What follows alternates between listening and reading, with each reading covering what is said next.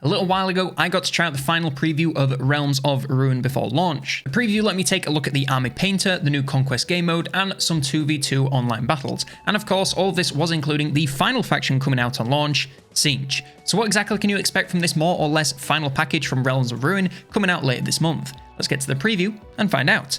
The first thing I did when I got connected was head straight to the Army Painter to check out the tools you can use to customize units. Of course, it's simply picking colors for preset parts rather than actually painting, but it's still really cool to be able to effectively make your own custom faction, which can then take into both online and offline battles. There are plenty of colors to choose from and a surprising number of parts per unit, so you can get pretty detailed in making just the right units that you want. You can set these colors for the entire army or each individual unit, so you really can make your armies look exactly how you want them to, even making units look entirely different to one another in the same army, if you please.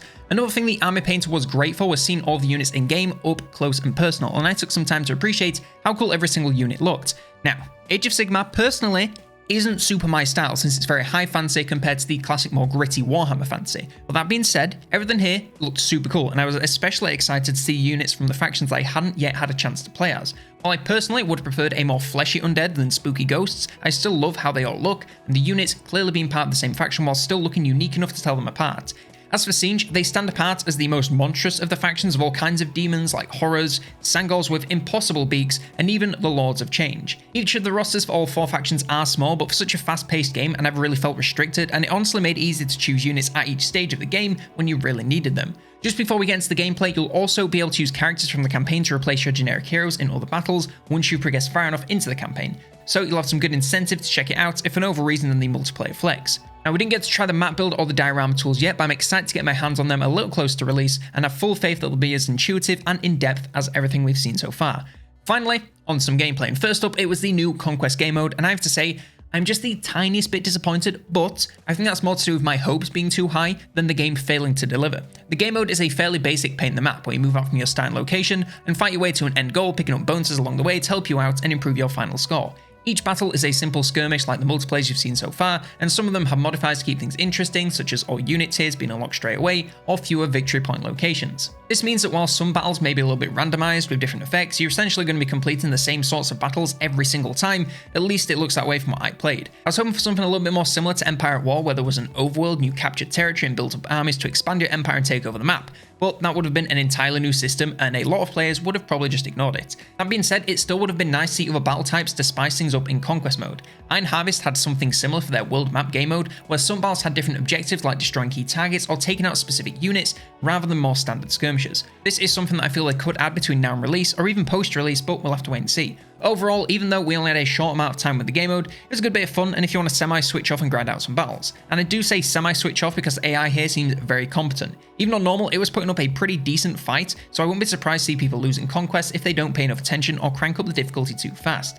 Lastly, we had a big chunk of time to play multiplayer, and this time it was 2v2s. I was paired with Lionheart, and together we established an unbreakable dynasty of wins as a range of new factions, and I got a feel for some of the balance and playstyle of these new factions. Okay, in this early build, Tzeentch seems obscenely overpowered in pretty much every aspect. Horrors basically never die and deal tons of damage. The starting hero has an ability which damages and heals whatever he's hitting, which makes early fights impossible to lose if played correctly, and the Lord of Change has an ability so broken, it managed to crash our games not once, but twice. They're going to work on the balance internally until and post-release, so I'm sure they'll rein them in, but right now, they were pretty unstoppable. The Nighthaunt aren't quite as broken, but they're still a lot of fun. Aside from Tzeentch, no faction I've played has felt stronger than the others, so I'm pretty impressed with the balancing so far.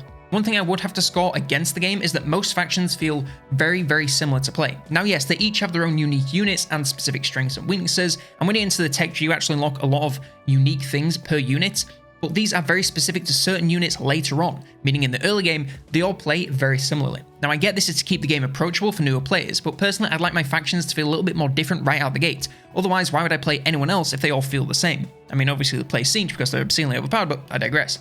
Don't get me wrong, they're all fun to play, but if you had 100 hours on Stormcast, I think you'd not really have a lot to learn if you suddenly decide to try out the Nighthaunt.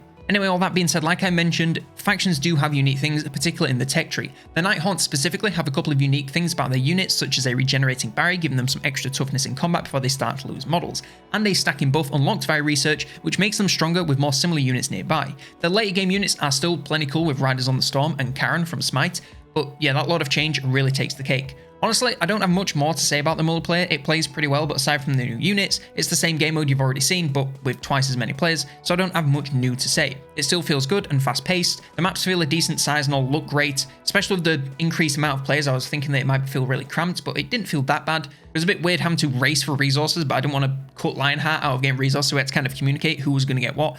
But it all played very well, and as I said, we established a pretty unbreakable dynasty, so it still feels great and fast-paced, but the best part is for sure the early game rush to secure resources and objectives.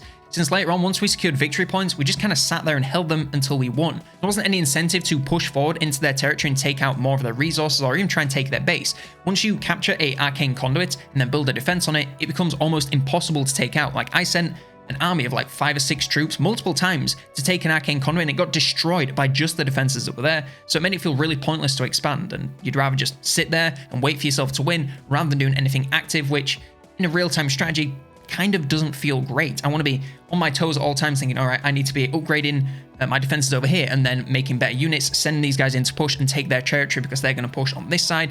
You know, while Lionheart's fighting them off, I can push around when they're not looking. It just felt very reactive rather than proactive, if that makes sense. I want to be thinking, okay, I want to be taking their territory rather than thinking, well, what's the point? Because I'm just going to lose units, and any resource that I might gain, I'll probably just lose by losing those units, and then because I lost those units, probably lose more resources. I'm not going to pretend that I'm a professional or even a competitive online strategy game player, because I'm definitely not. We were against staff, and I got the feeling they were probably going easy on us. But even still, we were having to pay attention to make sure we were properly defending. It might have just been sending loads of units and thinking, oh, well, there's 3 units there and 1 unit there. I'm going to send 2 more units to the second place. Like, you still have to be switched on and know where to defend and focus on gathering resources to get upgrades to the higher tiers of units to make sure that you can keep up with the growing power level. Like I said, if you know me, you know that competitive multiplayer isn't exactly why I play strategy games, but if you're into that sort of thing, I think there's probably plenty here to have fun with. And once everyone gets playing and establishing some metas, I think it'll only get more intense. By the way, if you are into multiplayer and want some tournaments on the channel, let me know in the comments of the Discord. I get the feeling that Tour War might be a little bit turbulent towards December, so I'm thinking of doing some fun stuff with the community as we go into the Christmas season. Yeah, that's probably just about everything I have to say about Realms of Ruin for this preview. Personally, I'm excited for the release, and I do want to do some proper faction guides once I have the full game, so let me know what factions you want to see first down in the comments. Like, subscribe, and if you want more Realms of Ruin, then check out this video on the last preview event, where I took a look at the campaign mode.